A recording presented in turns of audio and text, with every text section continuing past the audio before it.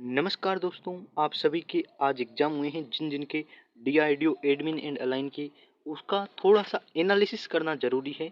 जो बच्चों से मैंने बात करके पता की है वो थोड़ा सा एनालिसिस आपके सामने रखूँगा और आपके भी एग्जाम में ये महत्वपूर्ण भूमिका निभा सकेगा। आई होप मेरा ये छोटा सा योगदान आपके लिए इम्पोर्टेंट रहेगा। लाइक ज़रूर कर दीजिए, चैनल पर पहली बार आए हैं तो इसे सब्सक्राइब करके डीआरडीओ एडमिन एंड अलाइन की प्लेलिस्ट से तैयारी कर दीजिए। क्वेश्चन जो आए हैं उसमें से 14 क्वेश्चन मुझे पता चले हैं। मैं अलग से वीडियो बनाकर उसमें आपको बताऊंगा। उस 14 में से लगभग 5 से 6 क्वेश्चन मेरी कल वाली या परसों वाली क्लास में आ चुके हैं। तो आप जरूर क्लासेज अटेंड किया करो, आपको बहुत बेनिफिट मिलेगा। चलिए शुरुआत करते हैं। एग्जाम में क्या क्या बच्चों से पता चला। एक तो बच्चे ने लिखकर ये बताया है कि DRDO septum 10 admin and align 13 March first shift में उसका एग्जाम हुआ है। एग्जाम रिव्यू वो कह रहा है बहुत आसान पेपर आ रहा है और मैथ के 10-11 क्वेश्चन आ रहे हैं, यानी कि टाइम कम है, 75 क्वेश्चन है, 60 मिनट में हो रही हैं। तो मैथ के क्वेश्चन 10 से 11 ही क्वेश्चन आ रहे हैं, ज़्यादा क्वेश्चन नहीं आ रही। एक बात तो ये पता चली है। दूसरी एक बात बच्चे से पता चली है कि नेगेटिव मार्किंग नहीं है।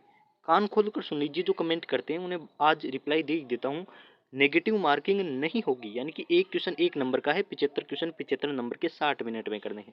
रीजनिंग के 20 से 22 क्वेश्चन आ रही हैं और बच्चे ने कहा है कि सबसे ज़्यादा रीजनिंग और जीके जीएस की क्वेश्चन आ रही हैं।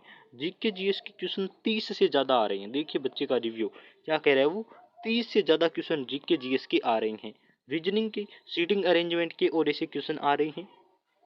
इंग्लिश सबसे कम आ रही है, 8 क्वेश्चन या 10 क्वेश्चन वो कह रहा है मुश्किल से देखने को मिल रहे हैं। इंग्लिश के तो 8 ही क्वेश्चन वो कम से कम कह रहा है कि देखने को मिल रहे हैं, लेकिन उसने लिखा है 8 से 10।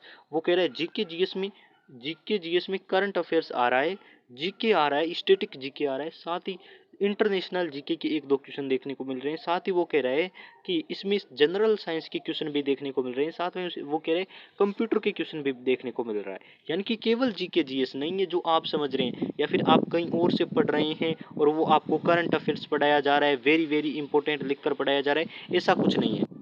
तो वो कह रहा है कि सर जीके जीएस का लेवल आप मान लीजिए अच्छा लेवल था, यानी कि जीके जीएस जीएस में करंट अफेयर सब आ रहा है, कंप्यूटर आ रहा है और साइंस के भी क्वेश्चन आ रहे हैं, यानी कि जीके जीएस को अच्छा खासा मान सकते हैं, जिसके 30 क्वेश्चन आ रहे हैं। और मेरा चैनल तो नॉन टेक प्रोवाइड करवाता है, मैथ्स, इंग्लिश, जनरल अवेयरनेस और रीजनिंग, और सबसे ज़्यादा मुझे इंटरेस्ट है इसलिए मैं सबसे ज़्यादा जीके जीएस और रीजनिंग ही प्रोवाइड करवाता हूँ। मैथ और इंग्लिश बहुत कम प्रोवाइड करवाता हूँ। यानी कि मेरे चैनल पर आप देखेंगे वीडियो की संख्या इंग्लिश और जनरल अवेयरनेस की कंपैरिजन कर लीजिए, रीजनिंग की सबसे ज़्यादा प्रोवाइड करवाता हूँ और क्वेश्चन भी उसी के अकॉर्डिंग आ रहे हैं। तो आप क्लासेज ज़रूर अटेंड करें।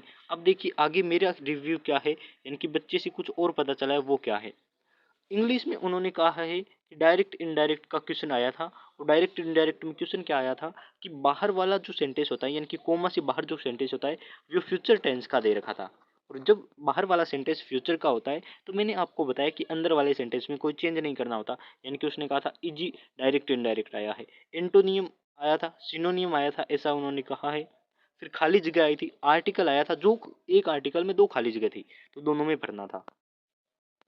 और मैं क्लासेज प्रोवाइड करवाऊंगा जिसमें आपको पता चल जाएगा कौन से क्वेश्चन है। मेरे पास 14 से 15 ही क्वेश्चन मिले हैं, बस बच्चे इतने ही बताते हैं, आपको भी पता है। जो आपको 75 के 75 क्वेश्चन बता दे अच्छा मानेंगे। हो सकता है वो बच्चा आपके लिए क्वेश्चन याद करके आया हो, उसने मेहनत की हो, लेकिन एग्जाम होने के बाद कोई क्वेश्चन बहुत कम बताते हैं बच्चे। तो मुझे तो 14 से 15 क्वेश्चन पता चले हैं, आपको करवा दूंगा एक ही क्लास में। यानी कि मुझे एक ही शिफ्ट के अभी तक क्वेश्चन पता चले हैं। अब देखिए और क्या कहना है आपको। रीजनिंग के वो कह रहा है कि ब्लड रिलेशन का क्वेश्चन नहीं आया। रीजनिंग के 20 से 22 क्वेश्चन आए लेकिन ब्लड रिलेशन का नहीं आया कि ए का भाई का बेटा, इस प्रकार से कोई क्वेश्चन नहीं आया। वो कह रहा है सीटिंग अरेंजमेंट आया था कि वो उसके सामने बैठा है ऐसा करके, और उसने कहा क्लॉक का क्वेश्चन नहीं आया, वो पासे का क्वेश्चन नहीं आया, कैलेंडर का क्वेश्चन नहीं आया, ऐसा उसने कहा कि नहीं आया। मैथ में उसने कहा है कि अर्थमेटिक लॉजिकल होती है ना, वो वाली है, एडवांस मैथ के क्वेश्चन नहीं आए सर, ऐसा करके उसने थोड़ा रिव्यू दिया है और मैंने आपको बता दिया है। रिव्यू में उसने कहा है कि टेंशन नहीं लेना है सर, बहुत इजी क्वेश्चन आया है।